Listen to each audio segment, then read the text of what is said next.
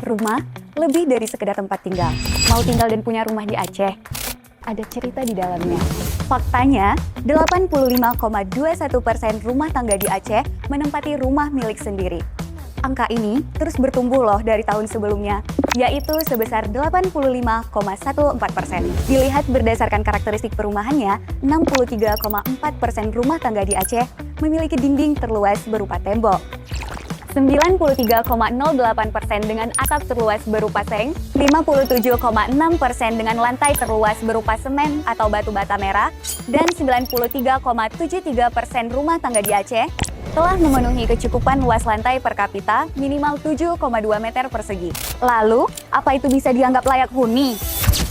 Selain dilihat dari jenis lantai, dinding, dan atap, rumah layak huni juga ditentukan oleh luas lantai per kapita, fasilitas penerangan, air minum, dan tempat pembuangan akhir kotoran atau tinja. Di tahun 2025, hampir seluruh rumah tangga di Aceh menggunakan listrik PLN sebagai sumber utama penerangan, yaitu mencapai 99,49%.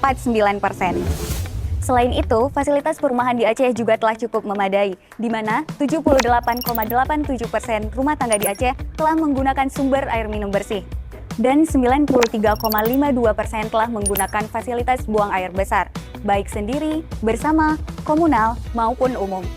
Sehingga berdasarkan indikator-indikator tersebut, dapat disimpulkan bahwa rumah tangga yang menempati rumah layak huni adalah sebesar 71,15%. Ingin tahu lebih lanjut? Langsung aja akses publikasi statistik Perumahan Provinsi Aceh tahun 2025 di aceh.bps.go.id. Jangan lupa, pakai data, bukan katanya.